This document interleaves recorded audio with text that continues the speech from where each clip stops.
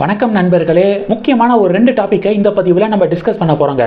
தரமான சம்பவம் செய்த குடியரசுத் தலைவர் திரௌபதி முர்மு அவர்கள் அப்படிங்கிறது முதல் டாப்பிக்கு. என்ன நடந்திருக்கு? 2024 வருஷத்துக்கு முன்னாடி டெல்லி செங்கோட்டையில் டெரர் அட்டாக் நடந்துச்சு. இராணுவ வீரர்கள் 3 இராணுவ வீரர்கள் வீர மரணம் அடைகிறாங்க அந்த டெரர் அட்டாக்ல. இதுக்கு எந்த தீவிரவாத அமைப்பு பொறுப்பேற்றுக்கிட்டாங்க தெரியுமா? லஷ்கர் இ தொய்பா அப்படிங்கிற தீவிரவாத அமைப்பு பொறுப்பேற்றுக்கிட்டாங்க. இந்த லஷ்கர் இ தொய்பா அமைப்பை சேர்ந்த முகமது ஆரிஃப் அப்படிங்கிற டெரரிஸ்ட்டு இதுக்கு மூளையாக செயல்பட்டுருக்கான். அவனை கைது பண்ணுறாங்க. நம்மளுடைய ஆர்மி கைது பண்ணுறாங்க. பிறகு பார்த்தீங்கன்னா கோர்ட்டில் இந்த விசாரணையெல்லாம் நடந்து அந்த முகமது ஆரிஃபுக்கு தூக்கு தண்டனை விதிக்கப்படுது. இந்த தூக்கு தண்டனைக்கு எதிராக நான் முகமது ஆரிஃப் என்ன தெரியுமா பண்ணியிருக்கான்? குடியரசுத் தலைவருக்கு கருணை மனு அனுப்பியிருக்கான். இது மாதிரி இந்த தூக்கு தண்டனை நிராகரிக்கணும், ரத்து பண்ணணும் அப்படின்னு சொல்லிட்டு கருணை மனு அனுப்பியிருக்கான். இந்த கருணை மனு பார்த்தீங்கன்னா குடியரசுத் தலைவர் அதை பரிசீலனை பண்ணுறாங்க. பரிசீலனை பண்ணி அந்த கருணை மனுவை நிராகரிச்சிருக்காங்க அப்படிங்கிற அப்டேட்டை பார்க்க முடியுது. ஓகே, தூக்கு தண்டனையை நிறுத்தி வைக்கணும் அப்படின்னு சொல்லிட்டு கருணை மனு போட்டிருக்காங்கல்ல, அதை இப்போ தள்ளுபடி பண்ணிட்டாங்க, நிராகரிச்சிட்டாங்க குடியரசுத் தலைவர் திரௌபதி முர்மு அவர்கள் அப்படிங்கிற ஒரு ஃபேண்டாஸ்டிக்கான செய்தியை கேள்விப்பட முடியுது. இது முதல் டாபிக். ரெண்டாவது டாபிக் என்ன பார்க்க போறோம்னா, தமிழக அரசியலுக்குள்ள வரலாம். தமிழக பாஜகக்குள்ள நடக்கக்கூடிய அந்த இஷ்யூ. நேற்று பார்த்தீங்கன்னா சந்திரபாபு நாயுடு அவர்களுடைய பதவியேற்பு விழாவில் மத்திய உள்துறை அமைச்சர் அமித்ஷா அவர்கள் தமிழிசை அவர்களை கண்டித்தது, வான் பண்ணது, இந்த வீடியோ எல்லாத்தையும் நம்ம பார்த்துருப்போம். இப்போ மாரிதாஸ் இருக்கார் பார்த்தீங்களா? மாரிதாஸ் அவர்கள் அவருடைய கருத்து விவாத பொருளாக மாறி இருக்கு. மாரிதாஸ் அவர்கள் ஒரு பதிவு போடுறாரு அப்படின்னாலே, தமிழக பாஜகக்குள்ள ஒரு உட்கட்சி பிரச்சனை நடக்குது, அதுக்கு மாரிதாஸ் ஒன்று சொல்றாரு அப்படின்னாலே ஆட்டோமேட்டிக்காக நீங்கள் அண்ணாமலைக்கு எதிராக தான் அவர் கருத்தை தெரிவிப்பார் அப்படிங்கிறத நீங்கள் எடுத்துக்கலாம். அப்படி தமிழக பாஜகக்குள்ள எப்பெல்லாம் ஒரு உட்கட்சி பிரச்சனை நடக்குதோ எல்லா நேரத்திலையும் அவர் அண்ணாமலைக்கு எதிரான ஸ்டாண்டை தான் எடுத்திருக்காரு அப்படிங்கிறதான் யதார்த்தமான உண்மை.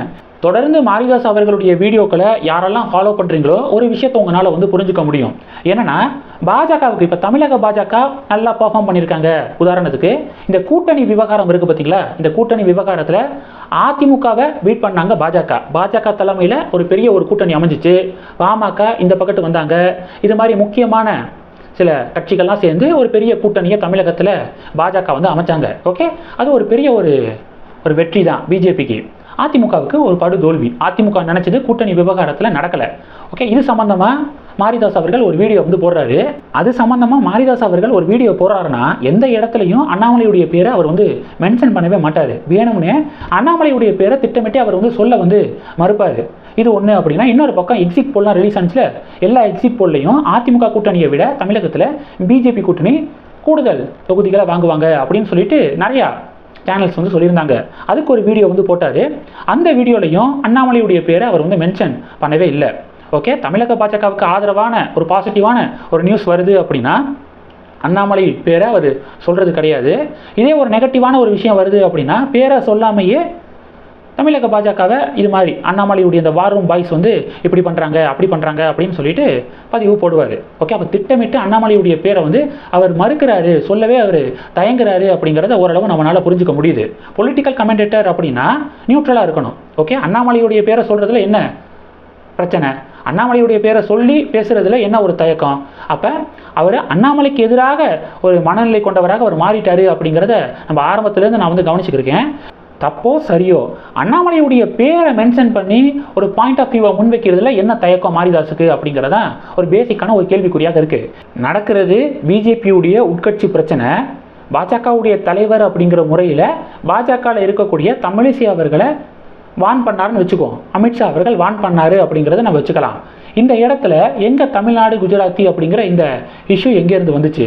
அப்படி யாராவது சொல்கிறாங்க, திராவிட கட்சிகள் சொல்கிறாங்க, இல்லை சில இயக்கங்கள் சொல்கிறாங்க அப்படின்னா அது தப்பு அப்படின்னு சொல்லிட்டு பொலிட்டிக்கல் கமெண்டேட்டராக மாரிதாஸ் அவர்கள் சொல்லணும்.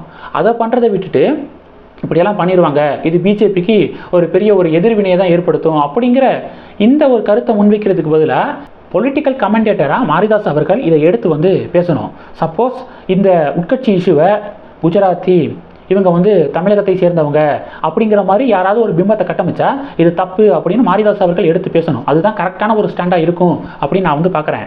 அடுத்த விஷயம் என்ன அப்படின்னா, இப்போது இன்னொரு எக்ஸாம்பிள் சொல்கிறேன். இப்போது அண்ணாமலை தோல்வி அடைந்த பிறகு, கோயம்புத்தூரில் அண்ணாமலை தோல்வி அடைந்த பிறகு சில பேர் என்ன பண்ணாங்க, ஒரு ஆடை வந்து எடுத்துகிட்டு வந்து அந்த ஆட்டுடைய கழுத்தில் அண்ணாமலையுடைய புகைப்படத்தை வந்து மாட்டி நடு ரோட்டில் அந்த ஆட்டை வந்து வெட்டி அந்த ரத்தத்தை அண்ணாமலையுடைய புகைப்படத்தில் வந்து பீச்சி அடித்தாங்க பார்த்தீங்களா. அதை வீடியோவை எடுத்து சில பேர் சோசியல் மீடியாவில் வெளியிட்டாங்க. ஓகே, அதுக்கு வந்து மாரிதாஸ் அவர்கள் கண்டனத்தை வந்து தெரிவிச்சிருக்கணும். ஓகே, அதெல்லாம் ஒரு சீரியஸான இஷ்யூ. அதுக்கு மாரிதாஸ் அவர்கள் கண்டனத்தை வந்து தெரிவிச்சிருக்கணும். ஆனால் அதுக்கு இப்போ வரைக்கும் மாரிதாஸ் அவர்கள் மட்டும் கிடையாது, பாஜகவில் இருக்கக்கூடிய சில சீனியர் தலைவர்கள் யாருமே அதுக்கெல்லாம் வாயே திறக்கலை அப்படிங்கிறது தான் பாஜக தொண்டர்களுடைய ஆதங்கமாக இருக்குது. ஓகே, ஒரு பிஜேபியுடைய ஸ்டேட் பிரசிடெண்ட்டுக்கு எதிராக இப்படிப்பட்ட ஒரு விஷயம் நடக்குது. அதை எடுத்து பேசியிருக்கணும்ல பொலிட்டிக்கல் கமெண்டேட்டரா, ஏன் பேசலை? அப்போ உங்களுக்கெல்லாம் அண்ணாமலை மீதான ஒரு பொறாமை, அண்ணாமலைக்கு எதிராக ஒரு வன்மம் உங்களுக்கெல்லாம் அப்படின்னு சொல்லிட்டு நிறைய பேர் கமெண்ட் செக்ஷனில் பதிவுகள் போடுறத நம்ம வந்து பார்க்குறோங்க. ஓகே, நார்மலாக அண்ணாமலைக்கு ஆதரவு தெரிவிக்கிறாங்க பார்த்தீங்களா, அவங்கள வாரும் பாய்ஸ் அப்படின்னு சொல்லிட்டு மாரிதாஸ் போன்றவர்கள்லாம் சொல்கிறாங்க. ஒருத்தங்க அண்ணாமலையுடைய கருத்துக்கு எதிராக ஒரு கருத்தை முன்வைக்கும் போது பாஜக தொண்டர்கள் ஏன் இப்படி பண்ணுறீங்க அப்படின்னு கேள்வி கேட்பாங்க. ஏன்? அண்ணாமலை யார்? பாஜகவுடைய மேலிட தலைவர்கள் அப்பாயிண்ட் பண்ண தலைவர். ஓகே, மோடி அமித்ஷா அப்பாயிண்ட் பண்ண தலைவர். அப்போ அண்ணாமலை கருத்துக்கு எதிர்கருத்து யாராவது முன்வைக்கிறாங்கன்னா அது மோடி அமித்ஷாவுடைய டிசிஷனுக்கு எதிராக ஸ்டேட்மெண்ட்டை முன்வைக்கிற மாதிரி. ஓகே, அந்த ரீதியில் பாஜகவுடைய தொண்டர்கள் விமர்சனம் பண்ணுவாங்க. அண்ணாமலையை வந்து ஏன் அண்ணாமலைக்கு எதிராக ஏன் பேசுகிறீங்க அப்படின்னு சொல்லிட்டு நார்மலாக விமர்சனம் பண்ணுவாங்க. இதை வந்து இவங்களை வந்து வாரும் பாய்ஸ் அப்படின்னு சொல்லிட்டு மாரிதாஸ் போன்றவர்கள்லாம் சொல்கிறாங்க.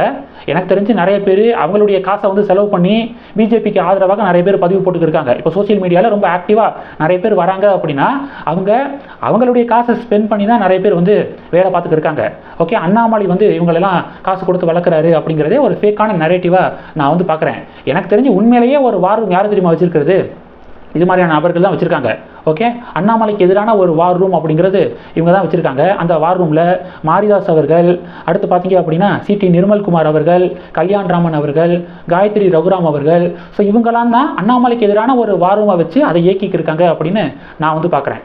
ஓகே, இந்த டாப்பிக்கை பற்றி உங்களுடைய பார்வைகளை மறக்காமல் கமெண்ட் பண்ணுங்கள். இந்த வீடியோ பிடிச்சிருந்துச்சுன்னா லைக் பண்ணுங்கள், ஷேர் பண்ணுங்கள், மறக்காமல் நம்ம சேனலை சப்ஸ்கிரைப் பண்ணுங்கள். மேலும் நம்ம சேனலுக்கு சப்போர்ட் பண்ணணும் அப்படின்னு ஆசைப்பட்டீங்கன்னா நான் பேசக்கூடிய வீடியோக்கு கீழே நன்றி அப்படிங்கிற ஆப்ஷன் இருக்குது. அதை கிளிக் பண்ணி உங்களால் முடிந்த தொகையை சேனல் வளர்ச்சிக்காக கொடுத்து உதவி செய்யலாம். இல்லை ஜாயின் பட்டனை கிளிக் பண்ணி நம்ம சேனலுக்கு மெம்பராக வந்து ஆகலாம். நன்றி.